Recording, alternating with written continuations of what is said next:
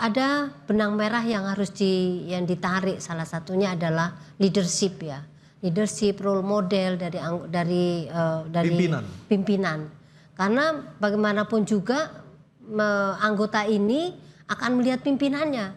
Dan Pak Sigit, Pak Kapolri sudah pernah mengatakan ikan itu busuk dari kepalanya, kan seperti itu. Jadi memang peran leadership, satu yang pertama. Yang kedua adalah anggota-anggota yang di lapangan ini memang harus dibekali dengan satu keterampilan, dua dia safe nggak dia di lapangan itu. Pada saat dia keterampilannya tidak terpenuhi, dia akan seperti tadi itu, tidak bisa menilai situasinya. Akhirnya fatal ya. Seperti itu. Dan berikutnya adalah pada saat menangani unjuk rasa, safe nggak dia menangani unjuk rasa itu. Kemudian salah satu lagi pada saat menangani unjuk rasa, yang dikedepankan adalah anak-anak yang baru lulus kemarin itu. Oke, baik. yang sesama SMA lulus seperti itu. Tentu itu adalah info yang menurut saya agak ngeri-ngeri sedap ya. Saya selalu mengatakan yang memulai ini adalah kekuasaan, yang memulai ini adalah politisi. Bagaimana instrumen-instrumen penegak hukum itu dijadikan alat dan instrumen untuk menangkan pertarungan. Maka yang bisa mengakhiri segalanya ini adalah kekuasaan dan politisi itu. Jadi jangan pernah menggunakan penegak hukum kita untuk kepentingan politik, mengintervensi dan mengintimidasi.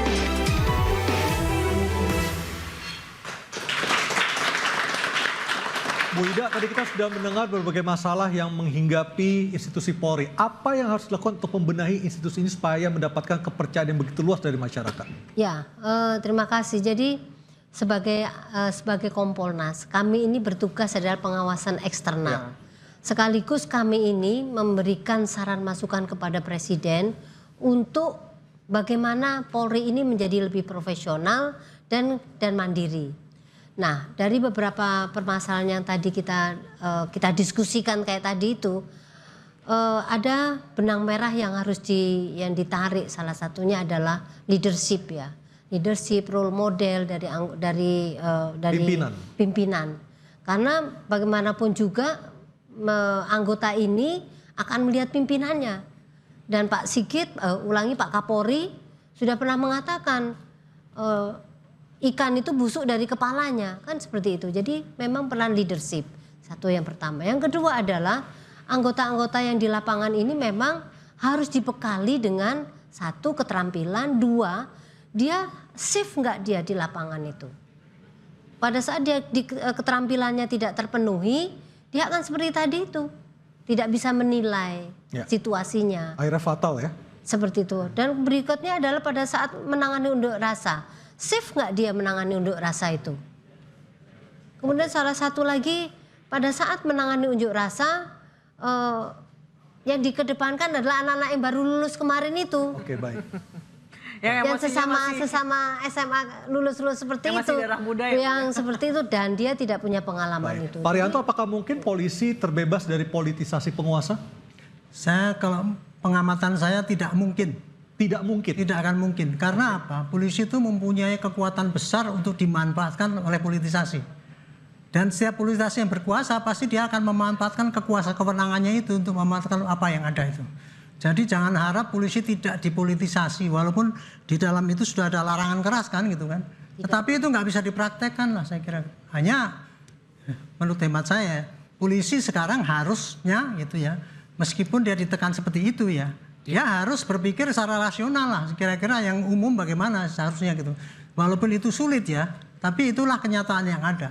Tapi saya hanya akan mengamati pada sekarang, kenapa polisi sekarang dinilai buruk sekali ya gitu ya. Nah disinilah saya memberikan saran, polisi sudah 25 tahun ini melakukan reformasi, sudah berusaha keras, tetapi harus sadar bahwa ternyata di usaha keras selama ini masih banyak yang jelek-jelek itu. Terutama belakangan ini karena di viral. Nah makanya itu polisi harus satu, bisa memberitahukan pada masyarakat apakah yang jelek itu memang betul-betul jelek dan jeleknya di mana. Dan kemudian polisi harus menunjukkan bahwa ini loh saya sudah berusaha maksimal mungkin untuk membersihkan, memperbaiki yang jelek-jelek itu. Kejelekan polisi yang dituduhkan selama ini tidak sama solusinya Pak. Contohnya misalkan kenapa polisi itu eksesif. Nah itu apa solusinya begini. Kenapa kok polisi salah tembak? Salah tembak itu ya, saran saya yang praktis adalah gunakan peluru itu hanya untuk polisi yang betul-betul terpilih untuk menghadapi ancaman, tetapi kepada yang lain kasih senjata pembunuh misalnya begitu. Baik. Pada judul yang susah memberantas itu ya, itu tolong caranya adalah bukan hanya kepada nangkepi pelaku, tapi kepada mekanisme bagaimana berkembangnya judul itu. Makanya aturannya harus dirubah sehingga kita tidak terkecoh kepada hanya nangkepi bandar yang padahal nggak ada artinya, tetapi kepada mekanisme itu. Jadi banyak sekali Pak solusi yang diajukan oleh polisi, tapi ini menjadi tugas berat polisi akan harus melakukan reformasi di semua bidang. Terutama adalah mekanisme komunikasi dengan rakyat itu harus diperbaiki karena sampai sekarang itu sangat lemah sehingga polisi menjadi kelihatan buruk sekali. Itu aja. Baik, saya ke Mas Sugeng. Mas Sugeng, sudah seberapa transparan polisi mengakui kesalahannya ke masyarakat berkaca dari kasus Sambo dan kasus Semarang ini? Kalau kasus Sambo kan Kapolri sudah clear tuh. Tapi kan awalnya bohong dulu, terus yang sekarang bohong lagi awalnya. Ini juga bohong, tapi diperbaiki kan di depan DPR. Ya. DPR RI ya, bahkan dia siap menerima sanksi apapun. Ini saya mau sedikit informasikan ya. Kejadian itu jam 1 pagi ya. Kemudian yang membuat laporan itu si pelaku kepada Serse ya. Laporan itunya sudah salah gitu. Nah, Kapolresta sebagai atasannya pada esok harinya dia harus memberi keterangan. Pengecekan lapangan dan segala macam belum dilakukan. Jadi dia masih percaya pada keterangan anggotanya. Ya. Jadi ketika dia percaya keterangan pada anggotanya kan salah tuh ya. Diserang dan kemarin dia sudah klarifikasi siap untuk menerima sanksi. Artinya kekeliruan itu bukan kesengajaan. Ya. Bodoh sekali kalau dia sengaja menutup-nutupi hanya karena seorang bribka. Ya, kecuali kalau atasannya nih cari muka nih. Kalau bribka saya dapat data ya, itu laporannya dari bawah dan dia tidak bisa, belum sempat klarifikasi, dia harus sudah beri keterangan. Oke. Jadi itu kekeliruannya ya, tapi dia sudah mengakui. Yang kedua saya mau sampaikan, mengesankan bahwa yang salah hanya polisi, gitu ya. Pertanyaan saya, bagaimana kita bisa mengidentifikasi pada waktu jam yang seharusnya tidak ada seorang anak bawa senjata, seorang bawa senjata tajam, pakaiannya bukan pakaian sekolah. Kita tahu dia anak sekolah apa bukan? Tidak tahu. Yang ada ini adalah potensinya pelaku kejahatan. Ini yang harus kita pahami. Oke, baik, Karena Mas itu Sugeng. orang tua harus juga introspeksi. Ya, saya ke Mas Adi dulu. Mas Adi Pray, tadi Pak Arianto tadi mengatakan tidak mungkin polisi tidak akan dipolitisasi. Ngeri sekali sebenarnya. Ya, tentu itu adalah info yang menurut saya agak ngeri-ngeri sedap ya. Saya selalu mengatakan yang memulai ini adalah kekuasaan, yang memulai ini adalah politisi. Bagaimana instrumen-instrumen penegak hukum itu dijadikan alat dan instrumen untuk menangkan pertarungan.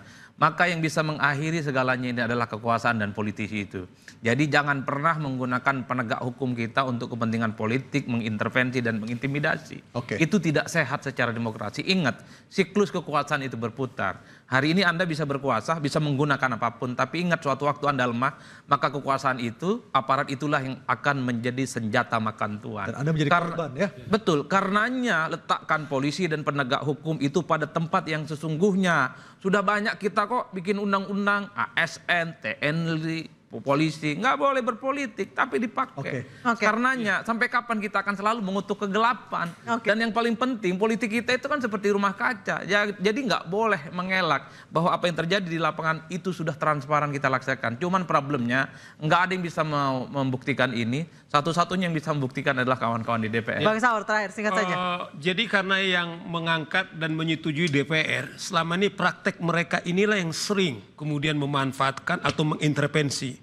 Melalui saya kira talkshow yang sangat mulia ini, kita ingatkan juga pemegang kekuasaan. Bahwa Anda, Tuan Anda, makanya saya pakai peci bintang 5, Mas Aryo, Mbak Disa. Bahwa sebenarnya di atas polisi itu adalah rakyat. Rakyat bintang 5. Jadi dia bukan mewakili presiden. Jadi di atas presiden itu ada rakyat. Itulah yang harus mereka layani, bukan digunakan. Pecinya jangan Oke. Jangan Baik. miring. Kita tangkap Mas Roy Bang Saur, kita akan menunggu bagaimana pembenahan Terima kasih, polisi dan kita akan melihat bagaimana dampaknya untuk kehidupan bernegara kita. Terima kasih Anda sudah bersama kami dalam interupsi malam hari ini. Saya Aryo Ardi. Saya Anisha Dasuki, kita kembali lagi di interupsi pekan depan. Sampai jumpa.